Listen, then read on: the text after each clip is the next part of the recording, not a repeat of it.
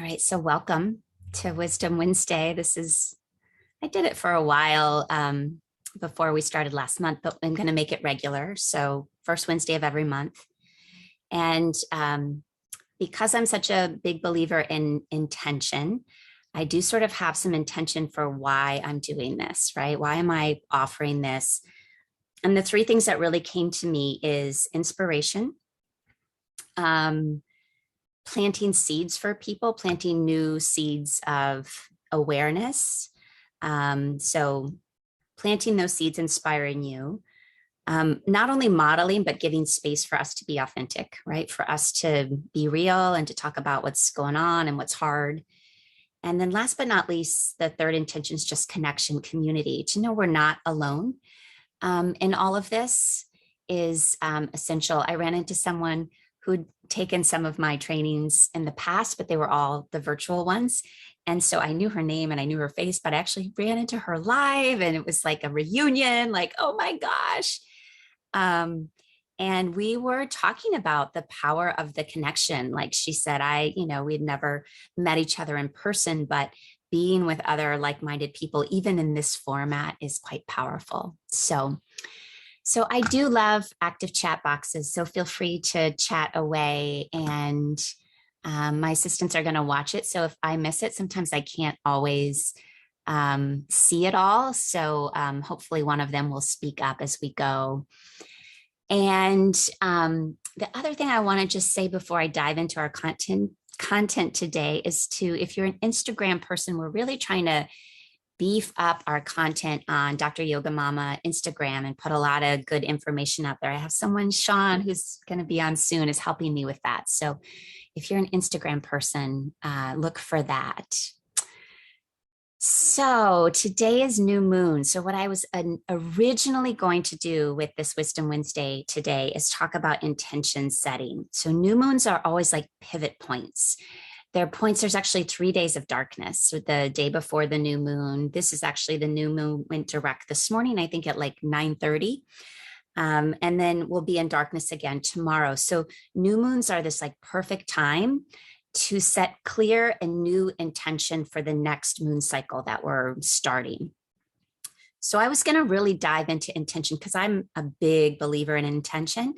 And I actually do have a new moon ritual I do in my journal every new moon. And so we'll get to that at the end, but it's not going to be the prime piece of what we're going to talk about and work through today.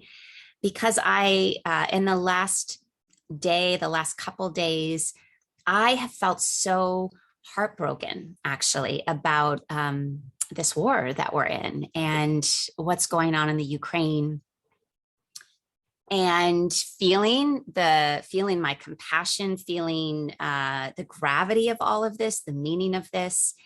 And so I definitely felt called to be like, no, intention setting feels it's a great topic, but it's not the big elephant in the room, right? It's not what's really energetically happening right now. So I thought we'd go into a discussion a little bit more about compassion and what we do with the heartbreak. Like, what do we do with the heartbreak when we're watching the news or we're really seeing what's going on in this world? The fact that war is still a possibility is a little bit overwhelming to me, right? That we can still be in war. As far as we've all evolved as humans, we still get stuck in this.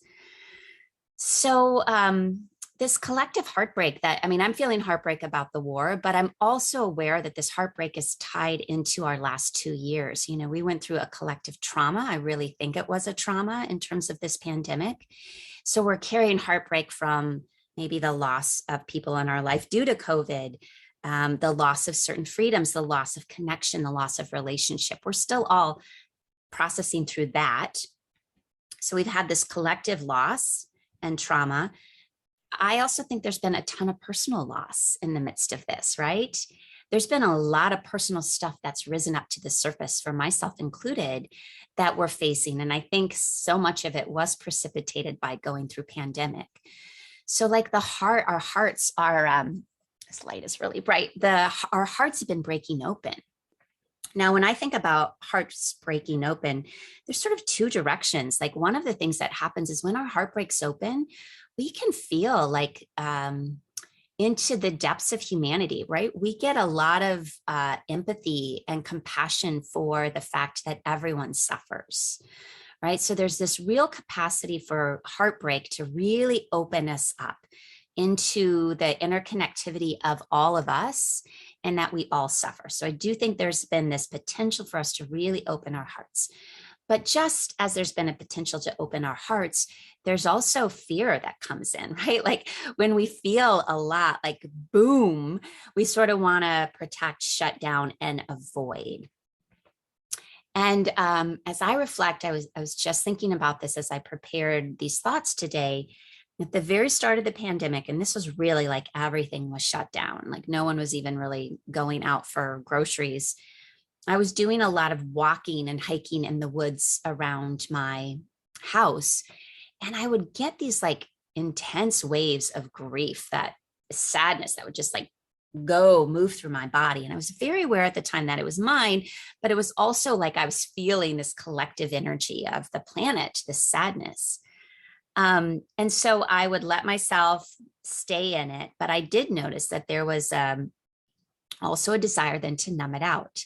So I think it's both. And we talk about that concept, both and, a lot. When our hearts break, we can feel the shared humanity we all are in, but we also have a desire to shut it out, right? We're sort of holding both of them, vacillating between these two experiences. So where I want to take us today, and just a side note, I have never felt like I'm a very political person. Um, and I sometimes shy away from watching current events because it feels too overwhelming for me. But I have to say, my stance on this really changed after Marianne Williamson came to Iowa, and we hosted her here at the studio for two separate events.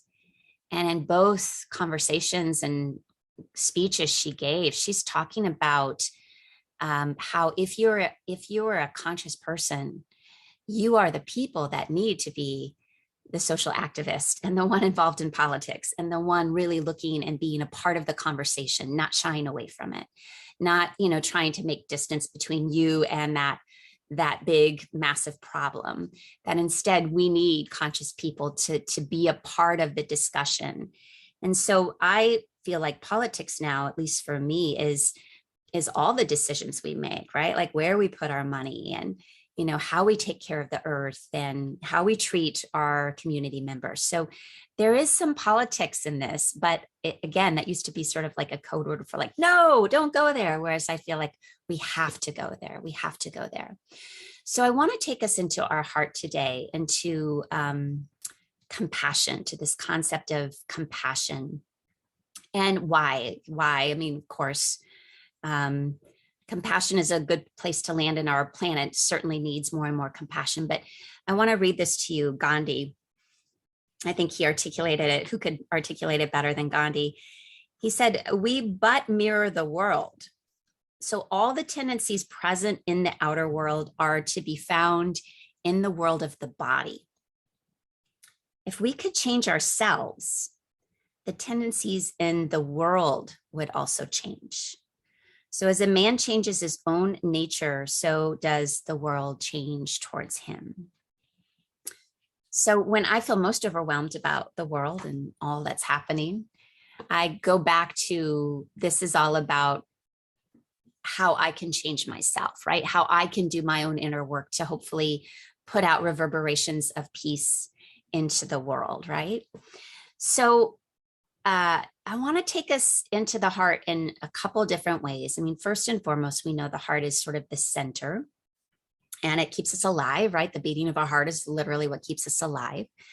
From an emotional, psychological, spiritual space, the heart is the center of love. It is the center of the sort of primordial experience of love and compassion. But at a more, since I'm talking a little bit more political, at a more global level as well, there's some beautiful writings about the heart needs to become the new organizing principle of humanity. And I want to, did bring it here. I'm going to show you this book that actually came out in 2013.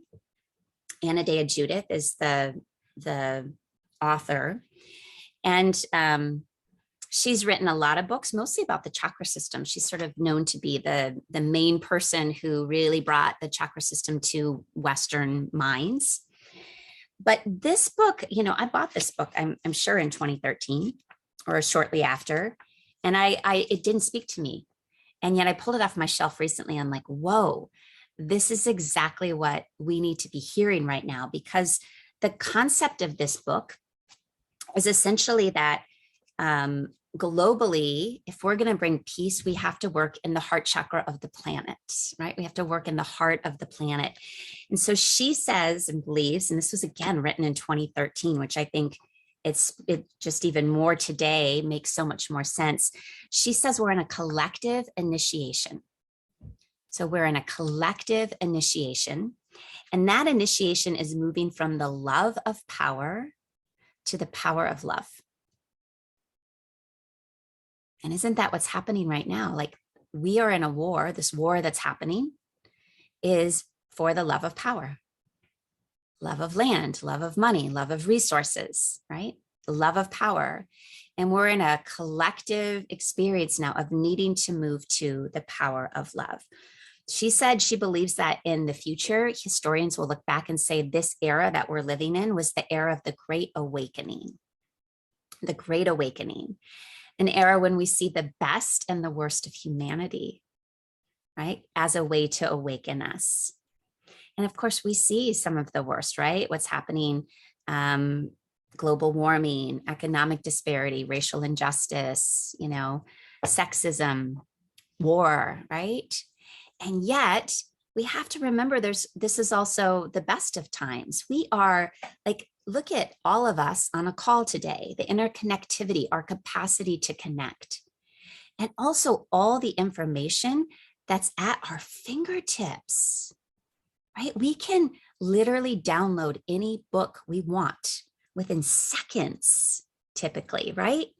All the courses that are out there, all of the podcasts that are out there, just all the sources of inspiration and growth and evolution we have that we can now do from our couch. We don't even need to leave our house if we don't want to, right? So it's all there. Like these disparities are all there right now. But how can we be a part of this great awakening, I think, is what I'm really sitting within myself personally. And I want to tell you a story. This was 3 years ago, I think, because it was pre-pandemic.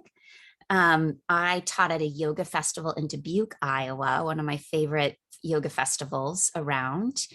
And they brought in as the keynote speaker, the head of the Himalayan Institute. His name is Pandajit. And he's a very well-known, respected Indian man who came and gave a keynote address. And he was talking about how our planet needs healing. And he, in particular, was talking about the fact that we were all in the Midwest. Like, he had come to this Midwest yoga festival, right? He's from New York. The Himalayan Institute is in New York. And that his belief is that the healing of our country will start in the Midwest. And his reasoning behind this is that the Midwest is the heart chakra of our country. And for any of you that know a little bit about the chakra system, the root, was this family of origin root, it started on the East Coast, right? That's where our nation began. And then the chakra system moves from the root up into the second, up into the third. The fourth is the middle. It's the middle section, which is the heartland, right? It's the heartland. It's the Midwest. And then the upper chakras are the West Coast, right? They're the youngest, right? So Pandajit said, the healing of our nation has to start in the Midwest. It has to start at the heart, because all healing comes from the heart. And this has stayed with me. I've really thought about this because, and I know maybe not everyone on this call is Midwesterners, but I'm assuming most of you are, right? And me being from the Midwest, it's like, and me wanting to leave the Midwest. I feel that sometimes, like I'd rather especially in the winter, right? I'd rather move to California where I can have sunshine and not have to wear a coat and boots, right? But to really think like, oh, wow, maybe one of the reasons I'm in the Midwest is that this is where the healing starts. And then the healing moves down into the root chakra, which is the East Coast, and it moves up into the upper chakras, which is the West Coast. So just food for thought, but it's inspiring for me to think all of us who are in the Midwest, how are we a part of this healing reverberation that needs to go out? So how do we do it, right? What's required of us is kind of how I think about it. What is required of us? I have to, as I say that, I feel my heart start to pound. And I'm like, okay, I need to take a deep breath. What is required of us? How do we start to bring more peace into, all of the challenges in the world and all of the challenges within ourselves as well? So the great Rumi has said that your task is not to seek for love. Your task is to seek and find all the barriers within yourself that you have built against love. Right? So our work is to work with our own barriers. Our work is to work with where we have erected barriers to love. And this is every yoga class I teach is, I always say this, we're not adding anything new. We don't need to add anything new. It's subtraction. We're subtracting away all that is in us, all the barriers that get in the way of us experiencing this natural state of love and compassion. But what this means, Brenda says it means bravery. You're exactly right. And this is why Pema Chodron calls compassion work daring, right? This is daring work. This is daring work because what's required of us, and this is what I believe, is we have to face our own pain. We have to do our own inner work. We have to deal with our own emotional shadows. We have to really dive into ourselves and clear and purify and work with and see and listen to and hold space for all of that, for that then to ripple out and create change in our community and our family and our culture and our planet, right? So this really is the work of self-care, but I actually really don't like that word, self-care, because it sort of smacks of like selfishness or like a narcissism, right? Like it's narcissistic to take time for yourself. Whereas self-care to me is becoming fully present with yourself. And the deal with all of us, every single one of us on this call, every single one of us in this country, every single one of us on this planet, is that each of us has so much inner potential. We are so much more than we even know. And we have such great potential to be more, to make change, to be more creative, to be more compassionate, to come up with solutions for all the things that our planet is facing. But if we convince ourselves or even align with sort of the zeitgeist of like, like self-care is selfish, then we won't do the work that allows us to access our potentials. So we're actually doing the work, not just for us, but for the world. Because as we tap into more potential, we tap into more greatness, we tap into more solution, more creativity, more strength, more courage. And then we bring that to the world, to the good of the world. But as Brenda says, it takes courage. As Pema Chodron says, it's daring to do compassion work, right? Because we have to face ourselves. We have to face our pain. We have to face where we're stuck or where we're in denial or where we're in unforgiveness or where we're in anger, or where we're, we have to face all of that. And that's what I think is scary to most of us. So where does compassion land in our bodies? And I would say, when you think of a conversation about compassion, I don't know how many people are like, let's really go into the body, but this is where my interest lies, right? Like I love the emotional, psychological, spiritual, right? That's my life as a psychologist. But I also know that if we don't ground those things in our physical body, that's my yoga teacher side, we miss something. That there is this deep connected mind body connection that we have to bring awareness to both. So I want you, if you are in a space that you can do it, to really see if you can start to land literally in your heart. And I'm even going to encourage you to tap a little bit on your sternum. So you use just the fingertips of your right hand or your left hand, it doesn't matter, and just begin to gently tap the sternum. And the sternum, so actually what we're tapping here, tapping is, it's not only really relaxing, it's a calming technique. It also, I'm a little bit distracted right now because someone is washing my window. So I can hear and see this person washing my window. So I'm sorry if I keep looking over there. All right, so I'm going to land into my heart. So as we continue to tap the thymus, so we're tapping the sternum, but we're also, the thymus gland is located right behind the sternum. And this is the gland that is all about our immune system. And so we're working actually in the heart here, but also working in something called the high heart. So the heart chakra is the fourth chakra, and we would call the high heart 4.5 chakra, right? It's a little bit higher than the heart center. But this is the seat of compassion. And as you tap, you might even feel like little places of tenderness. I can see myself on video here, but I can even see like some redness coming to the surface, right? So as we tap a little bit at the sternum or the heart, you're awakening this high heart. And the high heart is about, it's the space between our heart chakra, which is about love and compassion, and our throat chakra, which is about voice communication. So as we tap and open, and if you don't like the tapping, you can even just hold a hand there or breathe into this space. So we tune into the high heart. This is the place from where we bring compassion, we express compassion, we speak compassion, we take action on that compassion into the world. So take a moment just to really land here and just notice what it feels like. Does it feel a little shut down, constricted? Does it feel soft?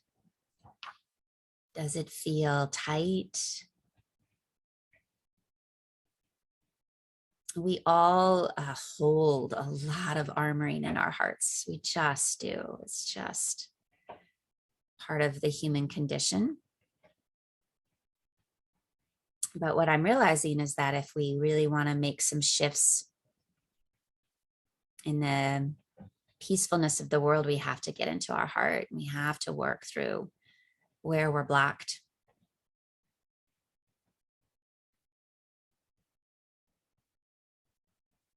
So to come back to our question, what's required of us is to start to live a little bit more from here. And when we're living from our heart, it requires us to feel, really requires us to feel, to grieve, to allow ourselves heartbreak, to be open to what's streaming through here. And there's a beautiful quote by Joanna Macy, and this spoke to me so powerfully in this last week. She says, don't ever apologize for the sorrow, the grief, and the rage that you feel. Don't ever apologize for it. It is a measure of your humanity and your maturity. It is a measure of your open heart.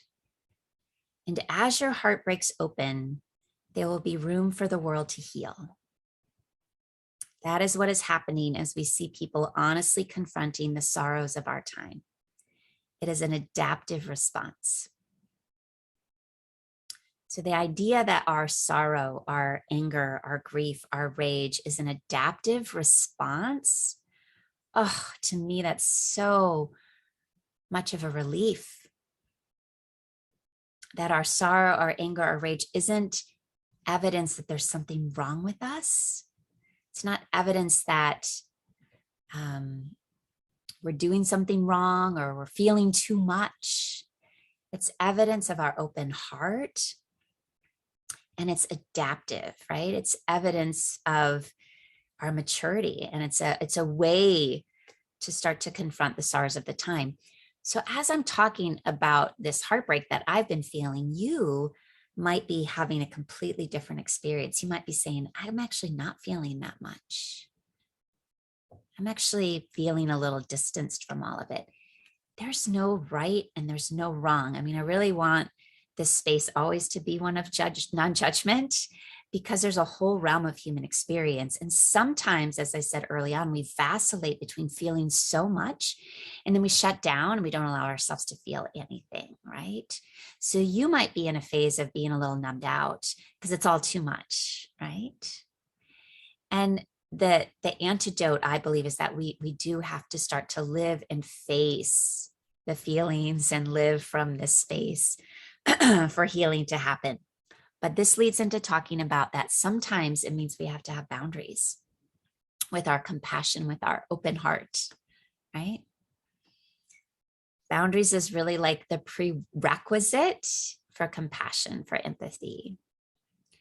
And boundaries is, it can be a hard thing, especially with people that we're really close to, right? It's hard for us to put up boundaries.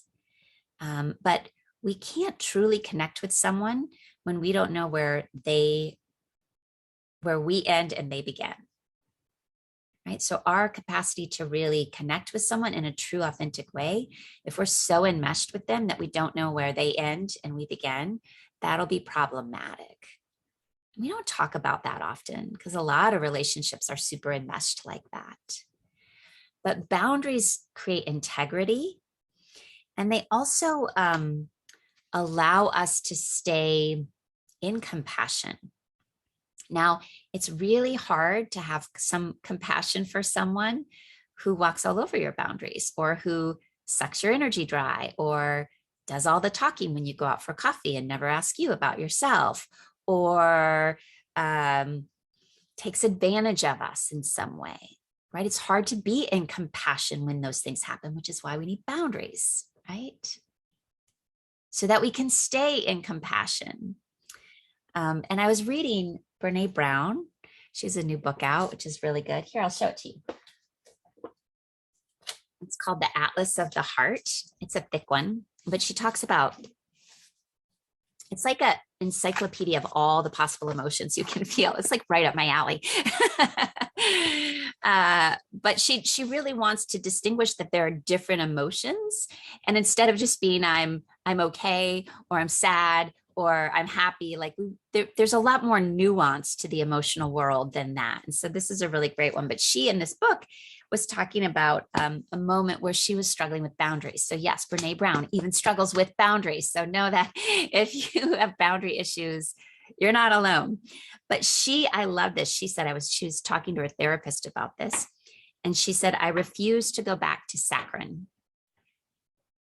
And she said she used to prioritize being liked and being sweet over being free. I got to say that one again, because I need to hear that again. She's like, I will no longer go back to saccharin. I will no longer go back to being nice and sweet over being free. So she said she used to be more sweet before, going through her own process of growth and looking at herself, looking at her shadows, but she was not authentic. So she was sweet, but not authentic. And now she said she is kinder and less judgmental, but she is firm, she is solid, and she's an occasionally salty, which I thought was good. So a good, again, talking about authenticity, I think this is she's such an example of authenticity, of, part of boundaries, part of compassion, part of being kind doesn't mean that you just have to be sweet and let people walk on you. Rather, you can have the boundaries, which then allow you to be compassionate. All right. So I'm going to pause. I want to end today with some of the ways, some compassion practices, and I thought we could do a practice. But is there anyone have any thoughts? And you can certainly type them in the chat box, but you can also, if you're brave, if you want to, you can unmute yourself and speak up.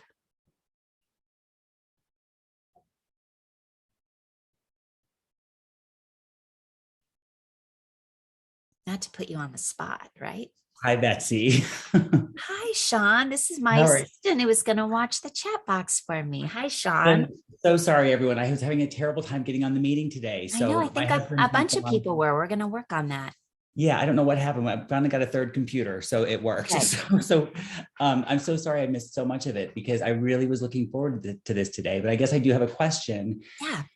Um, I am having a very hard time, and I'm sure many people on the call right now are having a very hard time with what's going on worldwide. Yeah. And I think I'm kind of finding myself a little, yeah, and we had talked about this a little bit actually yesterday, but just frustrated with the fact that there's not much I can do outside of just what I can do in my heart. And there's a little bit of anger toward myself that I can't be more available Mm, to help. So it's like finding that compassion, I think, for ourselves, even in the midst of all of this that's happening. yeah. Well, I think that this is why this conversation is so important today is that sometimes when we get so macro, we get so out looking at, oh my gosh, now there's a war in Ukraine. And is that war going to go into Europe? And then is Putin going to bring in nuclear things? And like what? And then is it going to reach us? And I mean, we can go into that like, ooh, and it's really overwhelming. So this is where I think I think I shared the quote a little bit earlier from, was it the Dalai Lama? It was from Gandhi, which is our work has to be internal because we're all interconnected, right? We are interconnected with every person in Ukraine. We are interconnected with every person in Russia. We are interconnected with Putin, right? We're interconnected with everyone. And so our work has to start with us. And to me, that feels so much less overwhelming. I don't know, it might feel more overwhelming to some of you. But the idea of like there's this big, massive worldwide problem. What do I do about it? I feel overwhelmed. Well, I will go in and work on Betsy because Betsy's energy then reverberates out to my family or to someone I speak to at the grocery store. And this is how we start to generate more peace in the world. So I think that's why what I'm going to talk about next is some of these practices are so helpful and they can give us a little more sense of agency because yes, I can't go and fight in Ukraine right now, but I can engage in a practice we're going to do today called Tonglen, which is breathing in the pain and breathing out hope and happiness, right? And there is beautiful research on meditation in war zones and meditation in like high areas of city where there's a lot of violence. And that when groups of people go in and meditate in those areas, the violence goes down. So we do have a way to help. And certainly, we can use our resources in other ways. We can, financially, there's ways, but I do think it has to start with us. Yeah. Just to add my 2 cents, this is Melissa. Hi, Melissa. Yes, I just want to say finding agency is something that I've found to be really, really important for me. Finding ways that I can have some kind of control, and being able to like have really thoughtful conversations with the people I love, and engaging with them in a very honest way really keeps me personally also like because I can work on my own self and my own heart, but when I feel like I'm able to on steady feet share that with another person and in some fashion, even if it's just my enthusiasm. Like if I have like a moment where I'm like, this is a really neat thing, isn't that cool? That makes me feel empowered. That gives me agency in a way, just to share the love of sharing intellectual ideas, and just connecting with somebody on a level like that, so that it opens the door for more communication, hopefully in the future. That makes me feel better. Yeah. Melissa, that's really beautiful. And you're talking exactly what I was talking about earlier with the high heart, because you're working on compassion for yourself, but then you're moving it up into this high heart, which is then communicating it to loved ones. And like you said, having hard conversations. Oh my gosh, I've been having some of those too, right? And that requires moving from heart center up into having conversation. And sometimes expressing and talking doesn't in the moment feel like it solves anything. But there is a release that happens energetically as we're willing to be in authentic communication. This is what the word you used too, Melissa, is like authentic. I'm trying to be authentic. So, yeah, so you're right. We can look at what's going on in our world and feel very little agency, but it is important for us to come back to what can I work with, right? Which is working on compassion and towards ourselves and in our own hearts, working in compassion with those around us, being in authenticity. So there are things we can do, and we have to know that those do trickle out to the bigger world, right? There is an impact of us doing this inner work. There really, really is.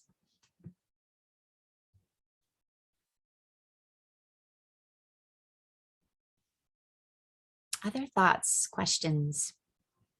Hey, Betsy, this is Teresa. Hi, Teresa. And hi, everyone. I just wanted to thank everyone and thank you for hosting us today. Yeah. I have been the most inspired to be compassionate by watching Ukrainian citizens and their compassion towards, and some examples of their compassion towards some of these really young Russian soldiers who mostly don't even know why they're there. And I posted a video on Twitter that just brought me to tears, but I think I've learned so much from that, watching how compassionate they are in their horrible situation. And have been able to then kind of carry that compassion in my own life towards other people that I encounter. So I'm thankful for that. Anyway, just a thought.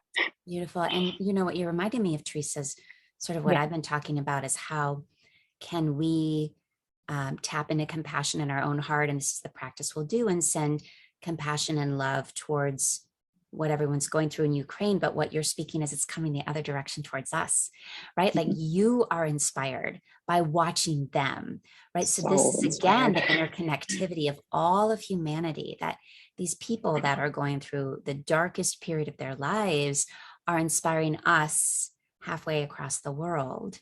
And so, you know, we're all in this. We're all in this. So thank you, Teresa, for reminding me of Thank you. Yeah. Other thoughts about boundaries, compassion? We haven't even talked about compassion fatigue. Sometimes we can go into compassion fatigue. We can go into some practices. There are a couple practices I do want to share, but we're good on time. So if there's any other thoughts anyone would like to share, I learned so much from all of you. And I think the whole group here, we all have so much wisdom to share, hence Wisdom Wednesdays, the interconnectivity of all of us.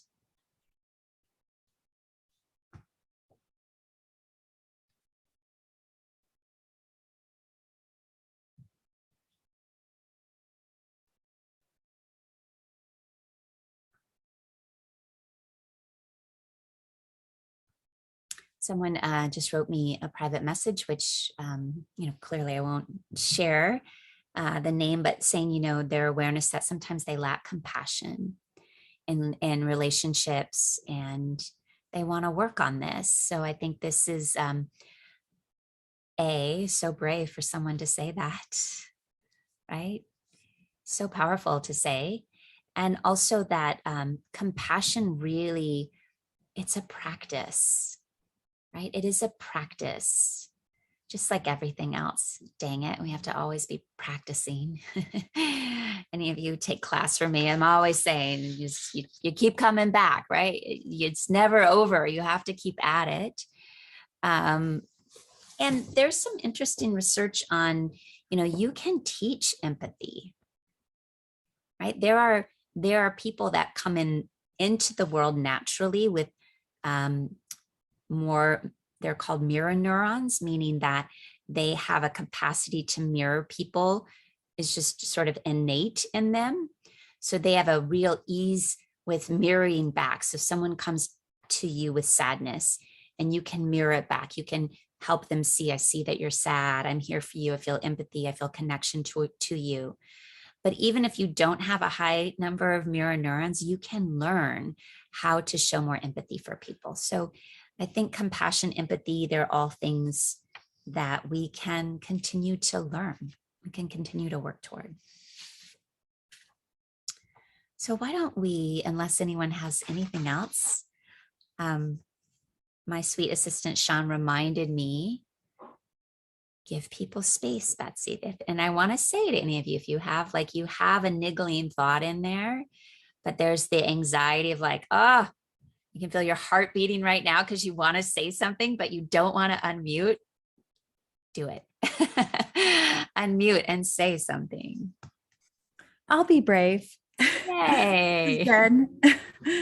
I just want to say thank you, Betsy. I attended your compassion workshop this summer.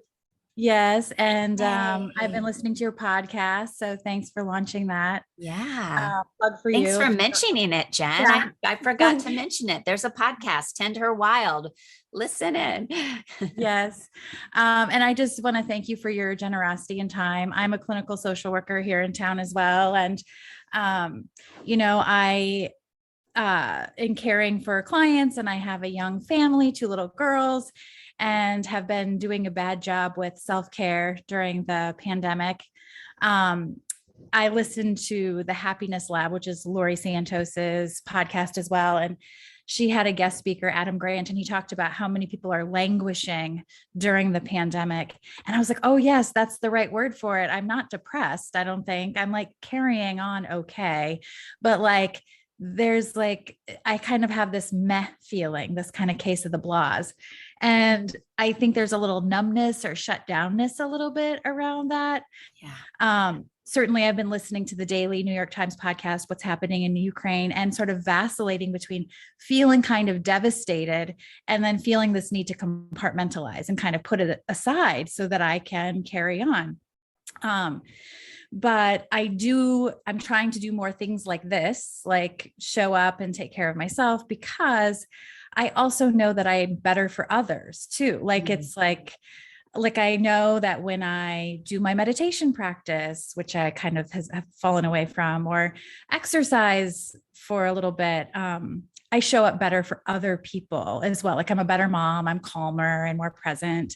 I'm sure it shows up in my work too. So I'm really grateful to you for creating this space and for being so generous with your time. So I'm grateful for you being here and for speaking up and expressing what so many of us have gone through, the languishing piece. Yeah, I read about that in the New York Times in the middle of the pandemic, and I think it spoke to all of us. And I think I just have an intuitive sense that, this idea that we're in this space of moving from love of power to power of love, but that means there's going to be a lot more intensity. And I think this is also global warming, right? We have more intense seasons or more intense storms.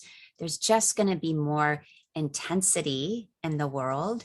And so we have to take care of this to be able to hold all of it.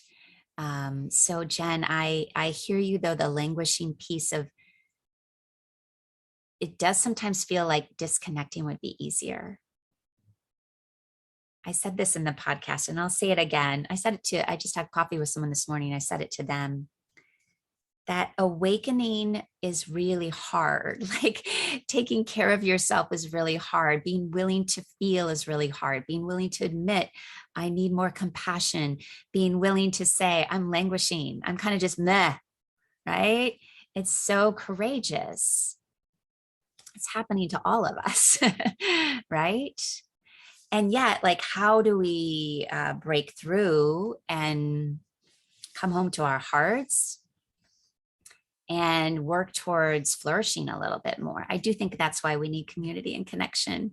Like, I'm looking in the chat box and people are saying, thank you, Jen. Beautifully said, Jen. That's so relatable, Jen, right? So we help each other. That's why we need the mirrors of each other. So yeah, thank you. Community, connection, and passion, says Mark. Yeah. Ooh, I love the idea of adding passion in there, Mark. Really important. So, but what Jen said, so this is probably a good segue for us. What Jen said is like, she's a mom, she's a social worker, she's got a lot on her plate. Where do I find the time to actually tune into myself, take care of myself, which then is going to ripple out to community and to my children and to my clients and to my world, right? So I just want to say that I think doing inner work, it doesn't have to be hours a day, right? Like listening to a podcast, doing a little bit of journaling, meditating, praying, right? Like being in compassion with someone. These are small things we can do. These are small things that we can do. So the one that clearly I am a firm believer in meditation. I think it is like the gold standard in terms of self-care, self-awareness, self-inner work. I think so it shifts us from looking to external authority as our answer, and it brings us to internal authority, right? Like it helps us begin to trust our internal wise voice instead of needing to rely so much on the external. So I'm a firm believer in meditation as one of the key practices, that you don't have to do it for hours a day, right? Like 10 minutes, 15 minutes, really effective. But the one I want to teach today, really based on compassion and based on everything that's going on in our world, is something called Tonglen practice. And it comes from the Buddhist tradition, and it's a breath practice. And it's so simplistic, but like this is one of those things that we could be in a grocery store and we could feel or see someone struggling, and we could do Tonglen in that moment as a way to create compassion, relief, shift of energy, right? So it's so simplistic. It's simply breathing in the suffering, and it's breathing out love, relief, kindness, compassion, right? So it's almost like what you see in the world around you, the suffering, you breathe it in. So we could even use visual imagery of Ukraine. It's like we're breathing in some of the pain and the fear that they're going through. We take it in, and then we breathe out towards them love and compassion and kindness. And this person would not have called this Tonglen, but it's the same idea. I worked with a shaman, and this shaman was working with a different woman. And this woman was talking about something really painful in her life. And what the shaman did, and I asked them about it later, is they were sort of taking in this person's pain and they were burping it out. And it was such a I was like, what is that person doing, right? And when I talked to them later about it, they said, I felt this person's pain. I took it in through my system, and then I released it out with that burp, right? It was a little we don't normally, it felt very disrespectful in the moment. I'm like, what is that? What are they doing? But once I energetically sort of got it, it was so amazing. I think this is the same concept. It's like we take in, right, the pain, we take in the suffering, but then we breathe it out and we breathe out love. We breathe out connection. Yeah, Tonglen Shan is exactly what you, yeah, thank you for putting that spelling in the chat box.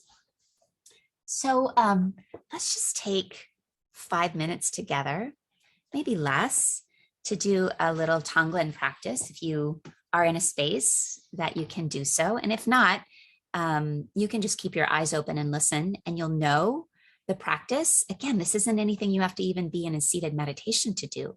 Like I said, you can be watching the news, you can be in a store, you can be talking on the phone to someone, and you can, start to be like, oh, this is the time for Tonglen.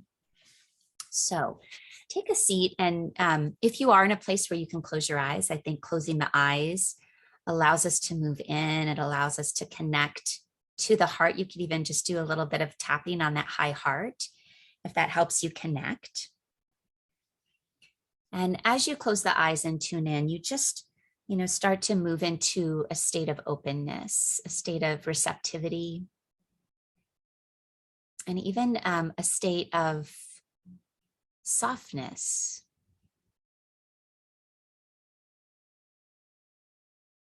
So as you move into softness, there's just, to me, it always feels like there's just a bit more space around me. It might be space physically around your body, but it might also be just space within yourself.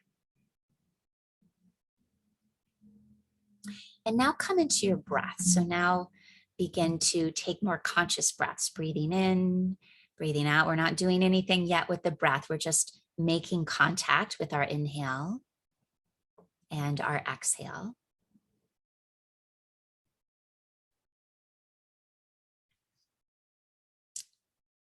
And we'll work just a little bit with the texture of our breath. So I'm going to offer some suggestions and see how this feels. So as you breathe in, maybe think about you're breathing in something heavy or something dark, right? Something even hot.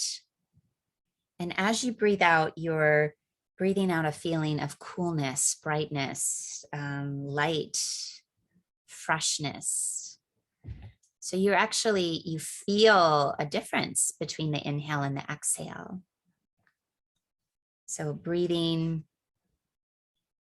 not only in your lungs, but almost it's as if the whole body is breathing in tightness, darkness, heaviness, and breathing out lightness, spaciousness, expansiveness.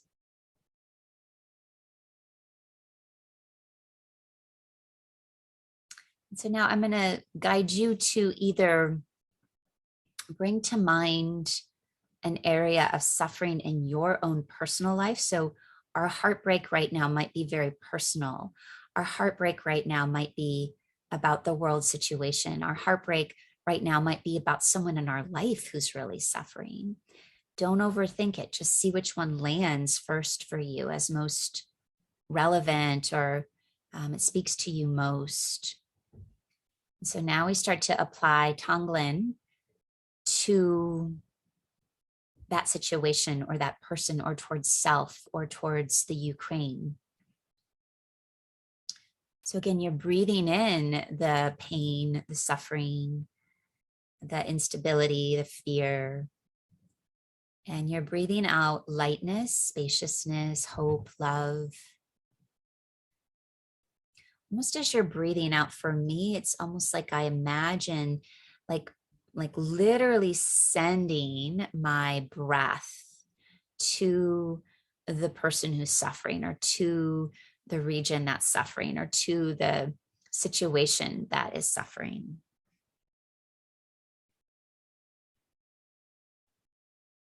And stay with this. Watch how you just have this really beautiful and deep capacity to take it in, but it doesn't stick. This is so key, right? We take in the darkness, we take in the pain, but it doesn't stick to you because you're breathing it out, and you're almost transmuting it into love, into light, into compassion, into care, right? So you take it in, just like the shaman that I met, they took it in, but it didn't stick to them. They literally burped it out, right? We're breathing it out in this context here.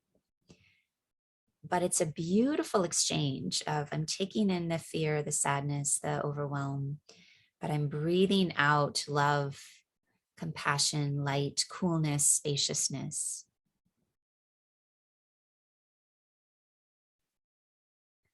So we breathe in pain and we send out relief. So let's do maybe 3 more of these breaths.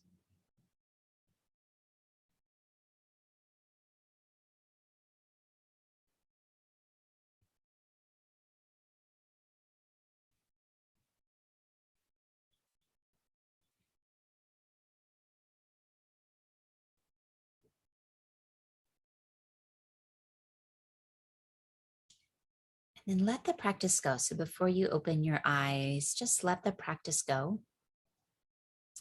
And take a moment to just tune in to how you feel in this moment. Just take a moment to rest in awareness.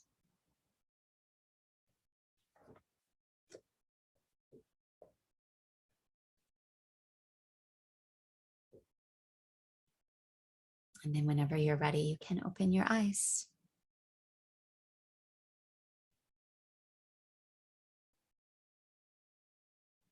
It's really beautiful to practice together.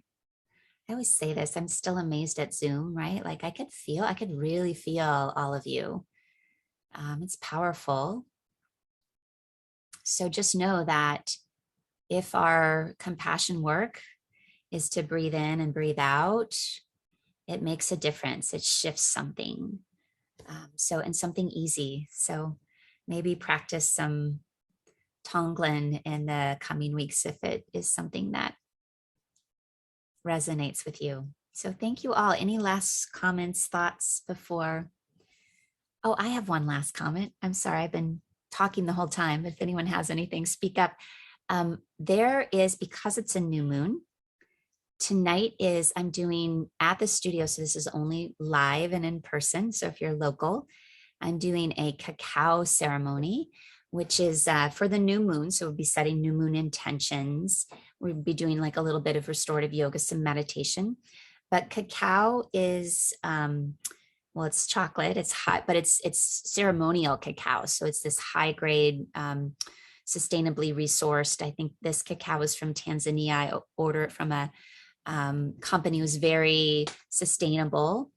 And it's a heart opening. Cacao is a very heart opening experience. It's amazing. So it's chocolate, but it's not sweetened. So there's a little bitterness to it. You usually put it in some nut milk, but the process, it's a ceremonial sort of ritualistic practice that's very heart opening. It's very softening of the heart. So we're going to do that tonight if you'd like to join. And Sean, is there any way you can put a link to, well, if you go to heartlandyoga.com to our schedule, you'll see, and you can sign up online tonight for this practice. So if that's interesting, there's 15 spots. So I think we have a handful of spots left if you're interested. And then I just want to say this, I love,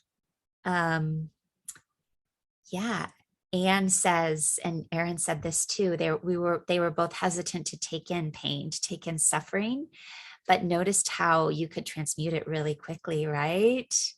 It didn't stick. You bring it in, it transmutes, you blow it out. Yeah.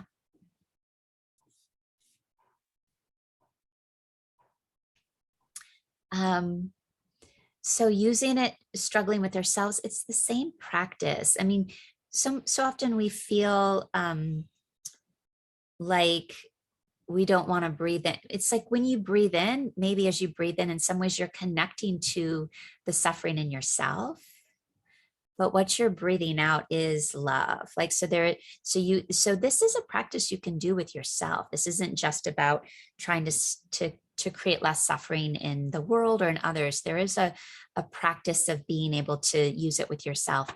And what I'm going to do actually for all of you, I'll put this on the Heartland Facebook page and the Dr. Yoga Mama Facebook page. I will put the practice. So where I I really like Pema Chodron, and she's got a beautiful description of how you practice Tonglen. So I'll get that up on the Facebook page so you can access it, about how to do it for yourself, but also how to do it for others. Okay. Any other questions, thoughts? And Betsy, very quickly, I do have a quick question for the cacao ceremony tonight. You said it's on the Heartland site. Heartlandyoga.com. Click on schedule, and Okay. there will be a place where you can sign up. It says Wonderful. 5:30. It's 5:30 to 7:30. Perfect. Yeah. Wonderful. So join tonight if you'd like. Thank you. Thanks, everyone. Really lovely as always. It's very, very heart opening to me to be with all of you. So lovely to have you here. Yes, namaste. We'll see you next month, first Wednesday of the month, for another conversation. If you have anything you want to converse about, let us know. info@heartlandyoga.com, and we'll go there. There's nothing that we can't talk about. I think that's an important piece of this too, for really practicing authenticity. So, all right, we'll see you soon.